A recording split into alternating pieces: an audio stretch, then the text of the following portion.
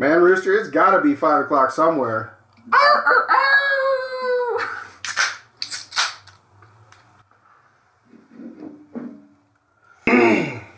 Welcome to another live podcast of the Rooster and Bishop show. It is called... You know. It's That Show. I'm Bishop. I'm Rooster. And today, it's all about crash control. Crash control. It's not cruise control. Crash control. We're controlling the inevitable rumble and tumble of your vehicle.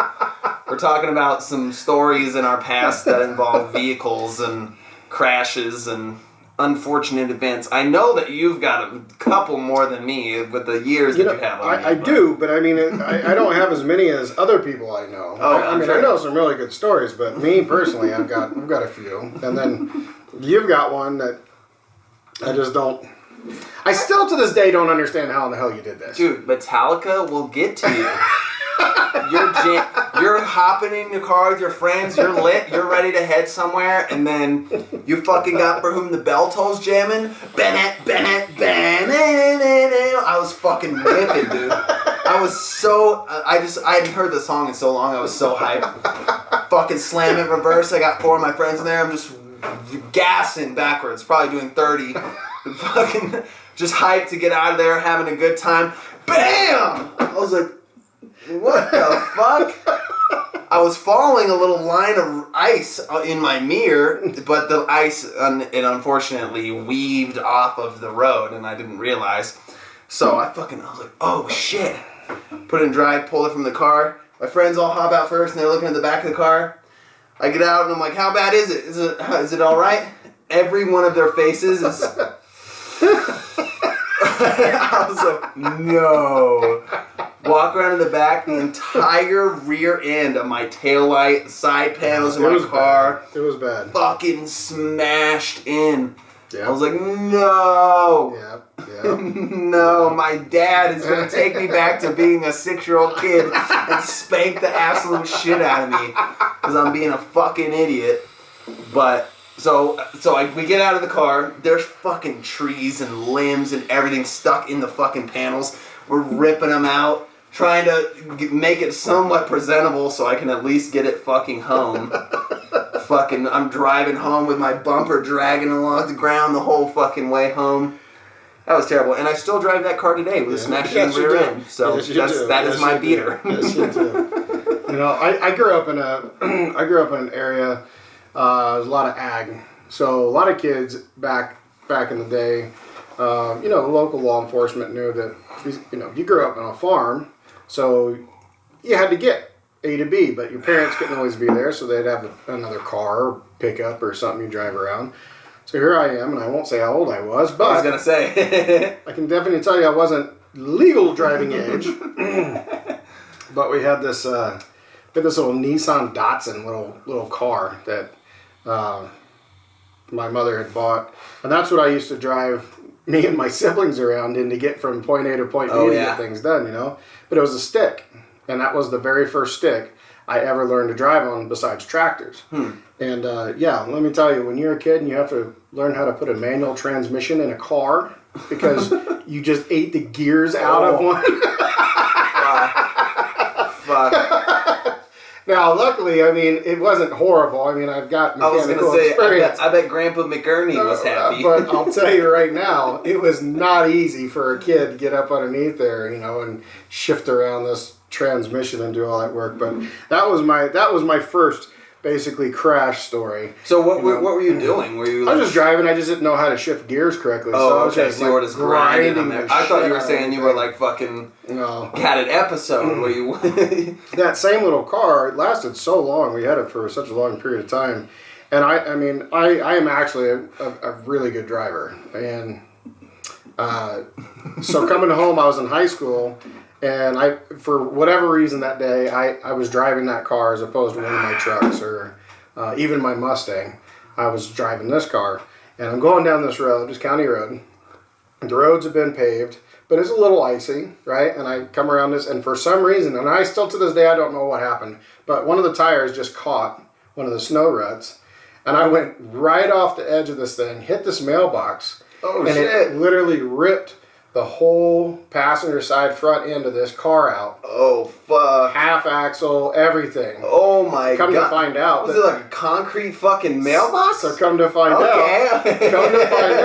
that this person, it had happened so many times that it was to look at it before the accident, you would have thought it was like a 6x6 wood post, but that wasn't what it was. Wow. It was a 3-inch steel post in concrete inside of this thing, and it totally ripped this thing completely to death. And so that was this motherfucker was tired of his mailbox getting torn down. That was it. I had to hit the one mailbox that was built like Fort Knox. It just ripped it all out. Wow. Ripped it all out. That's fucking hilarious. That was my very first accident. Yeah. Very first. Yeah. My very first accident was actually in our little Ranger, which is like a little UTV thing. And I whipped it around a bunch. I'd flipped it over, so that I didn't really consider an accident. You know, that happens. You get out, you and your 3 friends, right. Hilt it over. You're 11 years old. But we were whipping it around the neighborhood, and one of my friends was like, "Hey, can I drive?" I was like, "Yeah, you can drive, but I have one rule. Do not crash my fucking shit." Because that is what my dad always told me. He was like, "You can do whatever you want. Your friends, you can do whatever you want. Just don't crash my fucking shit, so I gotta pay for it." So that's what I told my friends. I was like, okay, it'll be fine.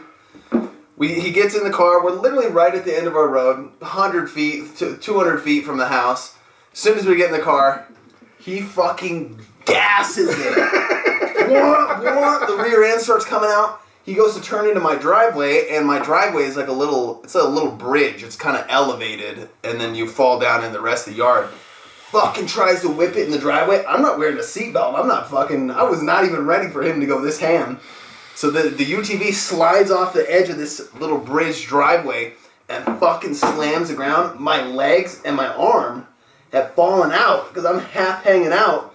It's absolutely smushed my arm like this behind me and obliterated my fucking leg. I was under the car, so it got totally smushed and slid into the ground. I was wearing snowboarding boots, luckily, and that was the only thing that saved my fucking ankle. I fractured it, but it would have totally my leg was yellow and purple and fucking... my grandpa gave me his cane, and I literally walked around at school with my grandfather's cane for 2 months. People fucking calling me peg leg and shit because my goddamn ankle was size of a fucking softball. I will never forget that moment. And neither will that kid. I literally remind him of that. I'm like, you motherfucker. Never again. Never again. So now there's a metal panel that my dad had to fix the side of our Ranger and repair fucking everything because we smashed it in a million pieces. Yeah, the people got some of the craziest stories. Now, here's one that we really haven't talked about, but my cousin's first wife, she was horrible on cars. Horrible on cars. Just like crashing them, or something always went wrong? In the worst possible way. Worst possible way, she'd find it. It would happen to her, right? And I'll never forget this. We were sitting there, I was over at his house. I had just come off from work. I'm over there. He gets this phone call, and she's trying to drive home, and she says, I got no power. I got nothing. Like, nothing's happening at all whatsoever. And we're like, what do you mean? Like, the battery's dead? Is it off or what? Like, what's going on? It was a Mitsubishi. Okay. And 4-door sedan. I don't remember what model it was. But anyways... So, come to find out, she's way far away from where she needs to be, right? So, it's literally like an hour and 10-minute drive just to get there. So, we get there, and she's still sitting on the side of the road. State Patrol's there. We're like, no, we got it. And the statey's like, no, you're gonna want a tow truck. And we're like, well, hold on. He's like, no, you're going to want a tow truck. What do you mean? What are you talking about? I want to look at it. I want to look at it. So, I go and it's getting dark. It's in the fall, and we pop the hood. I can see the battery cables on, right, and I can see everything looks like it's intact. And my cousin's in there turning the key, and there's nothing. And I'm like, there's no lights coming on, no nothing. And I'm like, what? I'm having a hard time understanding this. And I'm looking, and finally I got the flashlight, and I go up on the firewall on the back end. And there's no wires coming out of the firewall. There's nothing. And I'm like, wait a minute. And I look down, and on the half shaft on the driver's side, something from the bundle got around the axle, and it literally ripped everything out, and it wrapped it around this half axle, and there was nothing left. There's nothing left. Fuck. And I'm like, what the fuck? What the fuck is that? Oh my god. Yeah, that one definitely leaves an impression in your mind. What did you guys do? We towed it. Oh yeah, you had to, yeah. Towed it. I think he sat on it for like another 2 or 3 months, and then he ended up parting it out and selling the motor and this and that to get the value out of it. But yeah, there was nothing. It was going to cost something to the tune of like back then it was like $4,000 to get a whole new harness. Oh my god! But that's not worth the car at that point. I'm sure. No, it wasn't. Yeah, it wasn't. But I've never seen anything like that in my entire life. In my entire life, I mean, how does that happen? I mean, it's like a spaghetti noodle got caught up and just got wound the hell up, and everything decided to come with it. Right? I mean, it ripped it ripped the power line off the starter. It ripped everything, literally in the firewall. Yeah, all out. And it was around this half axle.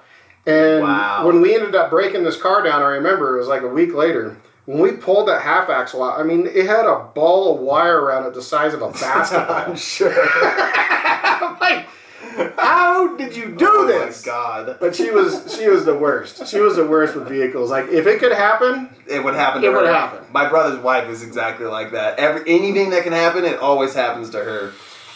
I've blown out the fucking mount for the tire on the Hummer once. I was in high school. We were leaving the gym. It's probably 10 p.m. at night.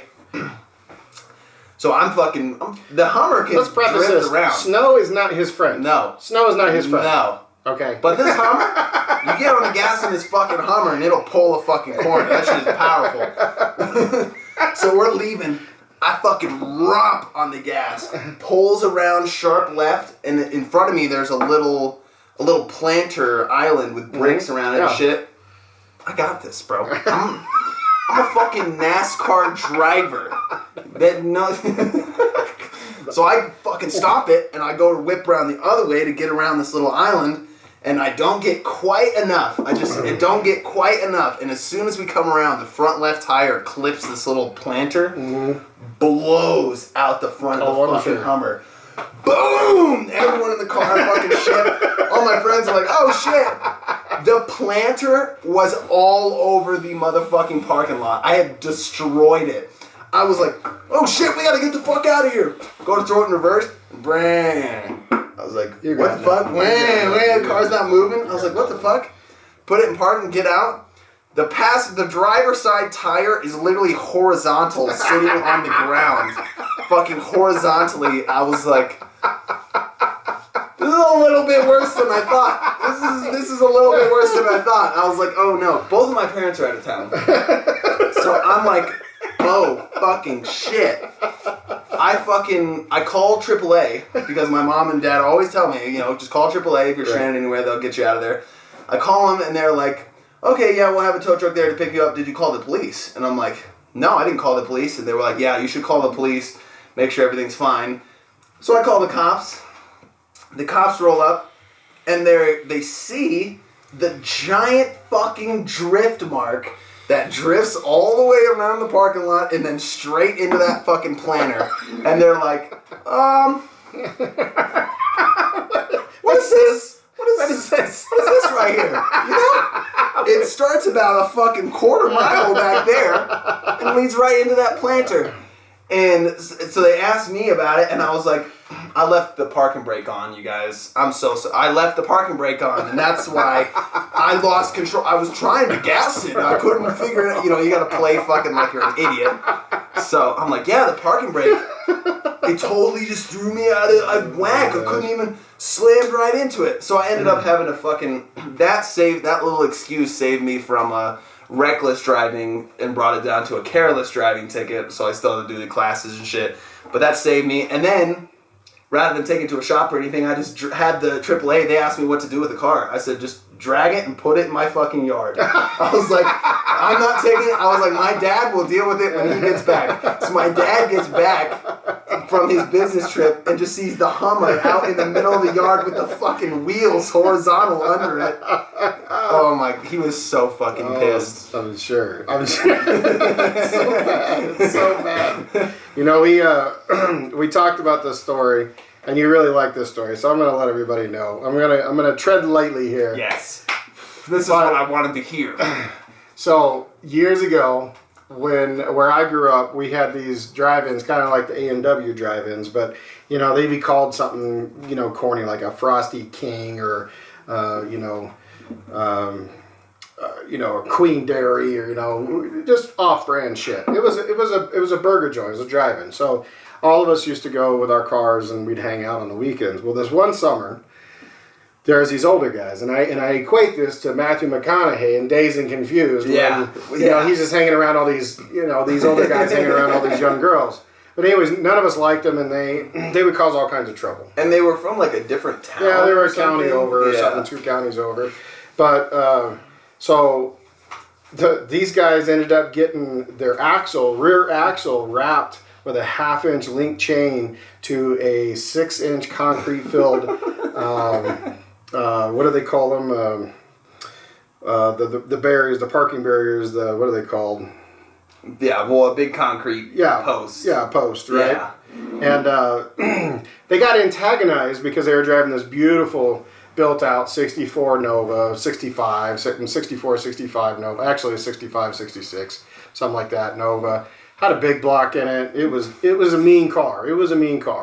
And right across the parking lot, the local deputies would sit there and they'd monitor, because there'd always be, you know, some misfits and they'd have fights and stuff. Shit, yeah. But they knew about these guys, and they knew that they were kind of troublemakers. Well, they got antagonized one night as everybody's leaving, and they romped it after that chain got wrapped around their rear axle. And they made it all of about 100 feet, maybe not even that. So somebody was like, you fucking pussies! Yeah, they were like, come on, fucking race! Come on, let's do this, And they, from a dead standstill at that parking spot, they were facing out, and they just nailed it. How much length is on this chain? I mean, I want to say they maybe got 50 feet, maybe. Okay. 40, 50 feet. But the hammer was down. They did a full burnout from the standstill. They were coming out. And that whole rear end, that whole axle blew out of there like you would have thought a freaking torpedo hit that son of a bitch. It just made the most god-awful noise. I was going to say, the sound of it. And it was weird because it sounds like an explosion, but it also sounds like glass breaking at the same time. Wow. It's just like this unnatural sound. And then that whole car, without a fucking rear axle, just kept going for about another 40, 50 feet, just sparks just flying. Wow. Right? But those guys never came back. And that was the last we heard of them. They never came back. And that, you know, I've seen a lot of crazy shit with accidents and things like that.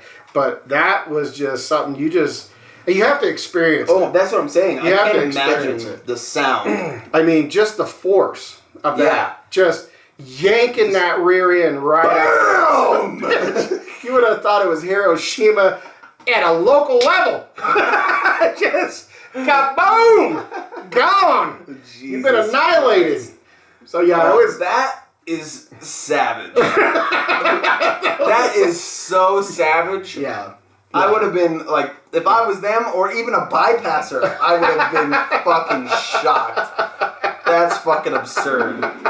But let us know your stories. Yeah, seriously. I mean, if you enjoyed it, let us know what you've seen. Yeah. What you've experienced. Maybe you've had a crazy experience, near death or whatever. Put them in the comments down below. And like, share, and subscribe, and give it to all your friends.